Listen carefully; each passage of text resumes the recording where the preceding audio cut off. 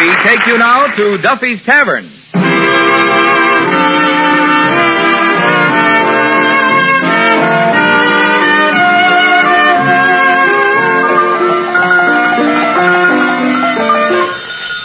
Hello, Duffy's Tavern, where the elite meat eat. Archie, the manager's speaking. Duffy ain't here. Oh, hello, Duffy. Business? Staggering. The customers? About the same. By the way, Duffy, we got some mail here. An advertisement in the mail from a new paper towel company. Huh? I know we bought some last month, but they go fast. I think the customers have been blotting instead of rubbing. Any more mail? Let's see. Oh, yeah. Yeah, there's a letter here with a black border around it, Duffy. Open it, huh? Let's see. Mr. and Mrs. Hiram Cavendish of the Cavendish Undertaking Parlor announced the engagement of their daughter Lucy to Dr. James P. Briggs, prominent surgeon. Boy, that Cavendish is certainly a go-getter. Yeah, and there's another letter here for... Hey, wait a minute. This one is for me. I'll call you back, Duffy. What you looking so puzzled about, Miss Archie? Well, I got a letter here from a Morton Q. Poggenberg on Newtown Road in Astoria, Long Island. Well? Well, I used to know a Morton Q. Poggenberg on Newtown Road in Astoria, Long Island. I wonder if it could be the same one. Don't be silly. Newtown Road is probably just crawling with Morton Q. Poggenberg. Oh, let me see. Well, sure enough. It's from me nephew, Morton. Really? Yeah, little Morton. The aunt's kid. On the distaff side? No, on the riffraff side. Let's see what he has to say. Dear Uncle Archie. Eddie. Look how the kid spells uncle. U-N-C-L-E.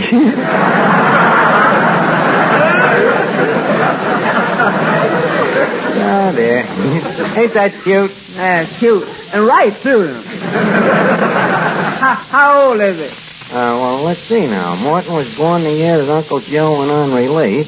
It was 1932. This is 1945. It's 32 into 45. Counted at 2. He must be quite a young man by now. What does the letter say? Let's see here. Dear Uncle Archie, my family have gone to the Catskills, and they thought it would be nice if I came and stayed with you until they return. Holy cat, Eddie. We're going to have a kid. Ain't it wonderful what them vitamins can do? Yeah, let's see. I will arrive Friday after school. That's today. P.S. Congratulations on being the first millionaire in the family. How does it feel to be living in a 14-room penthouse? Where did you get that idea? We've been corresponding. Attention, letter writers. Does your fountain pen leak at high altitude? All right, Eddie, so I took a little liberty. That wasn't liberty. That was AWL. Hey, where's this little Morton going to live? He's going to live with me. Oh, yes, I forgot. In the 14-room penthouse. Well, it ain't quite 14 rooms. It ain't quite 2 rooms, unless you count the pigeon coop. And where are you going to feed him? Feed him here at the tavern. Well, if you feel that way about the boy, wouldn't it be simpler to just beat him over the head with a club? Look, Eddie, there's worse things in the world than the food in Duffy's Tavern. All right. Oh, hello, Finnegan. I was just telling Eddie here, me little nephew Morton's coming down tonight, and I'm wondering what to do with him. Finnegan, do you know anything about young growing children? Well, I don't know. I never grew any. I can see that you and Morton will be nice playmates. Oh, sure. I love kids. You do, huh? Yeah, there's something about them that's so childish. Darn, kids love me, too. I got a knack for not making them feel inferior to me. I don't know how I do it. Yeah, come to think of it, you ran a baby watching service once, didn't you? Yeah. Whatever happened to it? It didn't pan out. You know, things would go along all right for a while, and then As soon as the kids learned to talk, their mothers would fire me.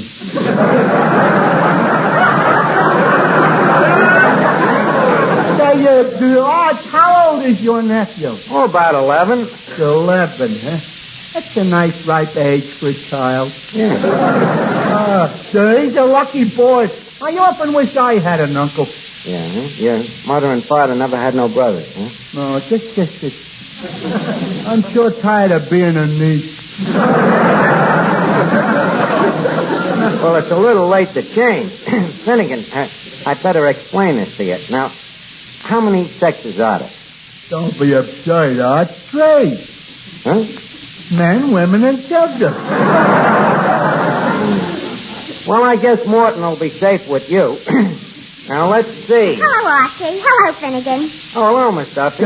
Say, Miss Duffy, you look perfectly beautiful tonight. Oh, no, I don't. But, Miss Duffy, you do. Oh, no, I don't. See, maybe I was wrong.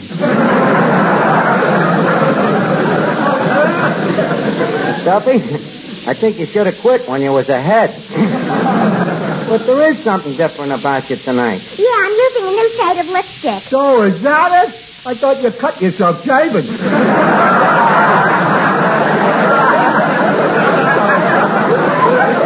Honestly, Finnegan, sometimes you act just like a man.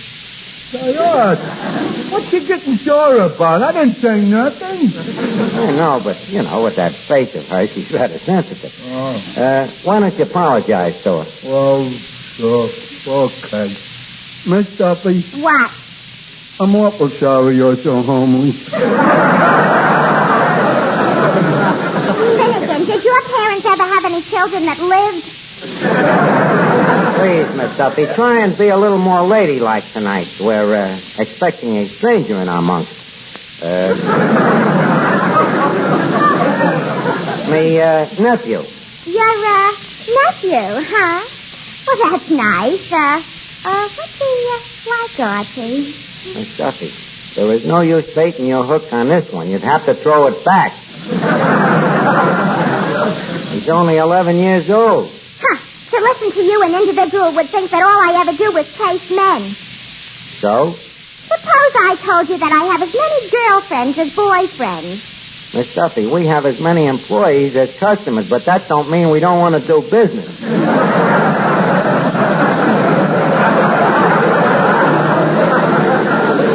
Look, Archie, just because I show a little interest in your nephew, you don't have to go through a whole Megillah. And if you keep your mouth shut, maybe I could give you some advice on how to take care of them. Where did you ever learn about taking care of children? From my mother. After all, she brought me up. You got any other references? It so happens that I was very well raised. Mama always tells me how, even before I was born, she made it her business to think beautiful thoughts and to listen to beautiful symphonies and concerts and operas. Somewhere along the line, somebody must have sneaked in a Spike Jones record.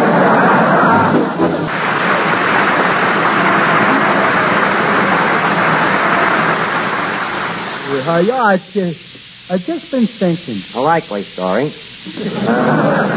About what? What to do with your little nephew when he gets here. I think I'll take him to see a burlesque show. Burlesque show? Finnegan, Morton, it's just a child. So what? I'll explain it as it goes along. You can't take a kid to a burlesque show when he's only 11 years old. Don't worry, he'll be older when he gets out of there. Well, maybe you got a point. Okay, but leave us not rob the kid of his illusions, Don't let him sit too close to the runway. Oh, Eddie, Yeah? Look, Morton's going to be here any minute, and I'd hate to have him see the place looking so crummy. Ain't there something we can do about it? Yeah, we could blindfold him. Eddie, if a certain waiter continues to crack wise, there is liable to be a new porter in the house on 92nd Street. Now, leave us clean the place up. And by the way, who is that uncouth-looking stranger sitting over there in the corner? I don't know. Well, ask him to leave. We got enough regular bums here without catering to strangers. Go ahead, throw him out. Just a second. You mean that thick-set, powerful-looking gentleman with the cauliflower ears and the brass knuckles sticking out of his pocket? Yeah, that's the one. What are you waiting for? Now, I just want to be sure that we were thinking of the same man. You do mean that fella about 6'4", weighing about 300 pounds, reading the Wrestlers Weekly? Yeah, that's the guy. Throw him out. He ain't bought a beer for over 2 hours anyway. He's having one on me right now.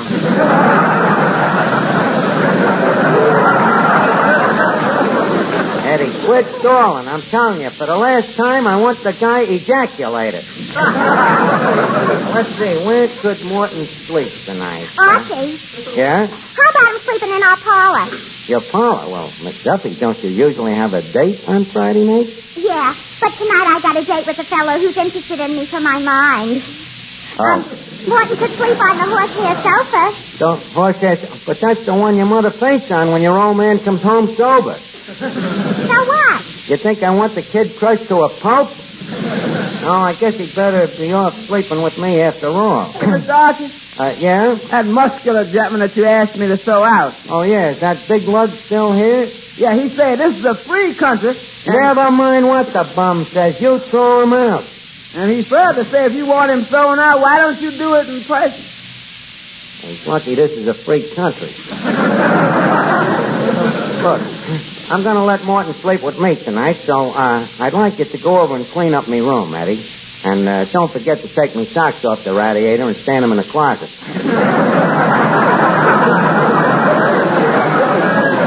Yeah. And another thing, you know that autographed picture I got of Fifi LeVere, the striptease queen? Yeah. Pin a handkerchief over her from the neck down. Or better still, use me Harvard pennant. Yeah, that'd be a nice touch. And another thing, tell me, landlady, that I have a house guest and will need an extra pitcher of water in the morning. Okay, Coach, I'm on the way. Wait, you better wait till I get back, Eddie. Where are you going? Well, I gotta go down to the laundry and tell Chin Lee to hurry up with my other shirt. I'll be back in a minute. Sweep up the floor, clean out the room, throw out the customers, hang up my socks. Eddie Green, you was out of your mind when you said not interested to the Atchison, Topeka, and the Stand of Faith. Where would it all end? Well, I beg your pardon. Can you tell me where I can find the owner of this place? The owner. Yes, a gentleman named Archie. Oh, him. Well, he'll be right back. He's out transacting a big deal. It's something to do with China. You is Morton, ain't you? Yes. Well, Morton, I'm Eddie. Eddie? Oh, yes, Archie's valet. Well, not the head valet. No, I'm working up to it, though. Oh. So this is Duffy's Tavern here. I'm sorry I had to come when you're rebuilding.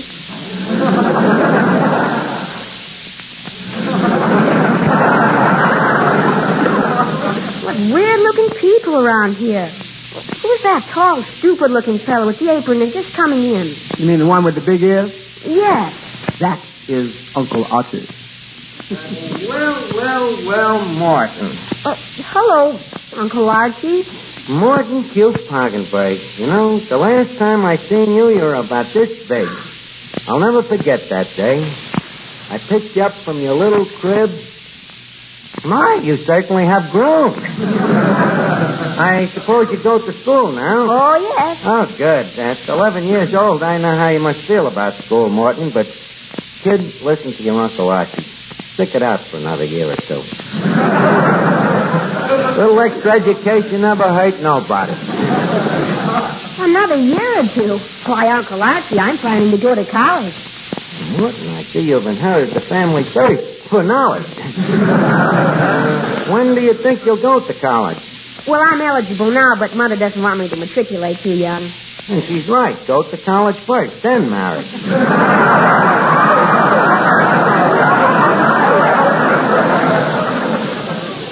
By the way, what's that book under your arm there? Oh, this? Oh, it's the biography of the Archelaus Molotov. Yes. What other books have you been reading? Oh, The Decline and Fall of the Roman Empire, James Joyce's Ulysses. Oh, yeah, that's Ulysses. Yeah. Did you like that? Oh, I thought it was splendid. Yeah. Remind me, I'll take you up to Grant's tomb someday. Well, We'll drive up in me Cadillac limousine with the Fleetfoot body. A Cadillac limousine? You must be awfully rich, Uncle Archie. Rich as a crocus, kid. Well, you know, it ain't tough to make dough if you got the right connections. You know, Rockefeller says to me, buy 50 million shares of that. Henry Kaiser says, sell 60 million shares of this. First thing you know, you got $100 in your pocket. It must be wonderful to know all those people. Uncle Archie, do you know anybody in radio? Oh, what is? Well, I'd like to get an information, please. Oh, thanks. Yeah, I know all of them guys personally. Oscar Levant, FOB. Do you know Clifton Fadiman? Do I know him? For years. In fact, him and me was cockneys together in London. Well, then maybe you could get me on the program. Well, Morton, I'll see what I can do, but don't forget them people are several years your major, you know. I'm afraid to them you'd be just a little quizzling.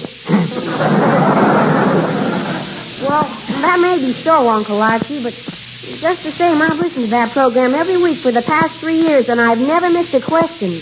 Are you kidding? No. Wait a minute. Quick. Name me the first president of the United States. George Washington. Maybe we got something here. Tell you what we'll do, kid. We'll start training tonight. We'll get a board of experts around the place and set up a quiz show. You know, it'll be good practical experience for you. If there's any bugs in your head, we can iron them out. Uncle Archie. Yes, Morton. Aren't you tired of massaging my head? Look, Morton, before a fighter goes into the ring, what does his trainer do? Massages his muscles.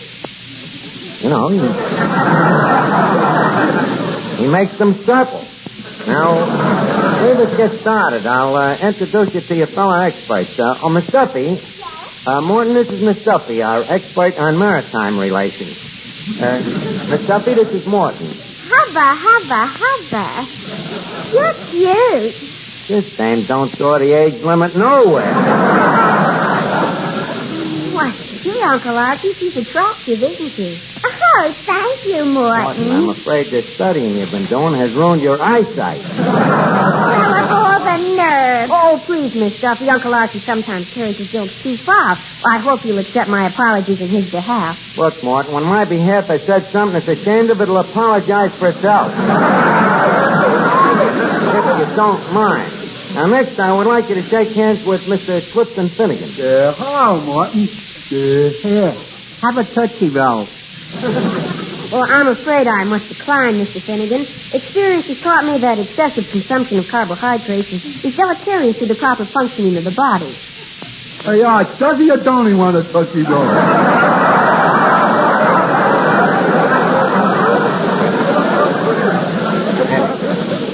You heard the kid as well as I did. Give him a Tootsie Roll.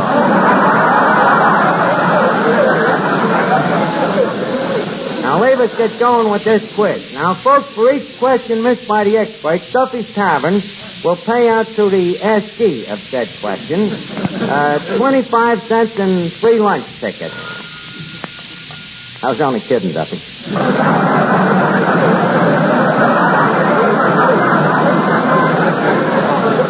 Now, experts, the first question is in 3 parts. Who said, of the people, for the people, and by the people? Mr. Finnegan? We the people.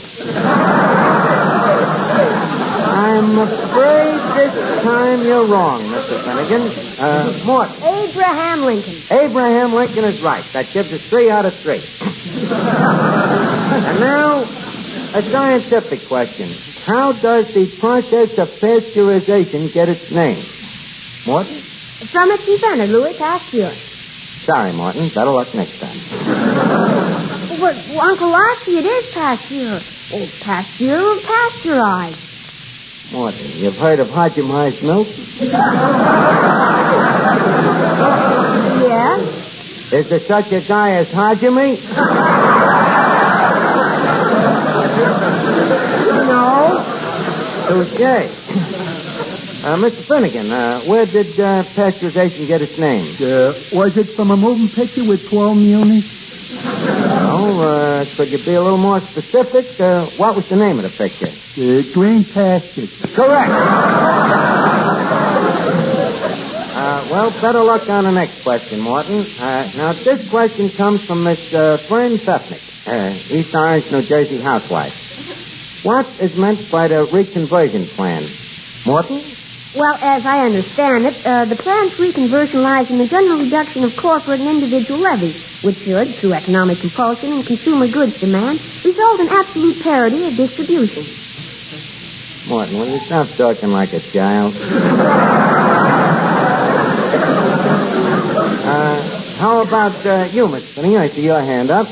Anything I could add to the previous answer would be mere repetition.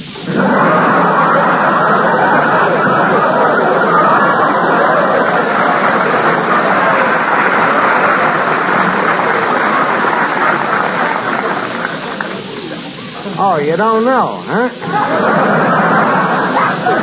Now, anybody else? Okay. Miss Sefnick will receive 25 cents and free lunch tickets. Good luck, Miss Sefnick. Now, the next question is a musical question submitted by Mr. Sam Steinway. Now, the first part of the question is, what season does the following song suggest?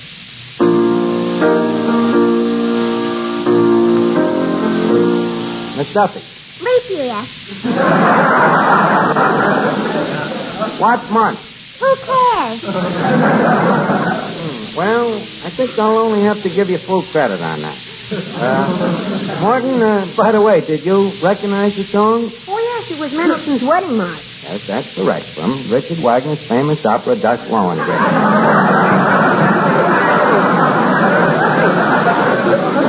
Well, that's a little better, Morton. Now, for the last half of the question, what state is suggested by the following song?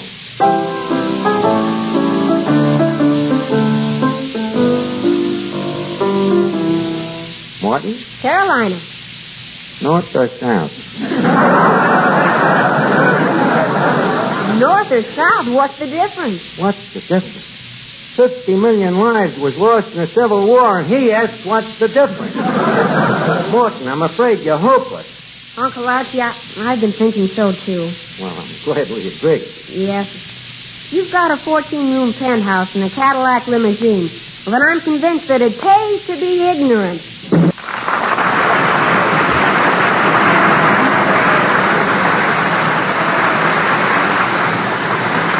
This is the Armed Forces Radio Service.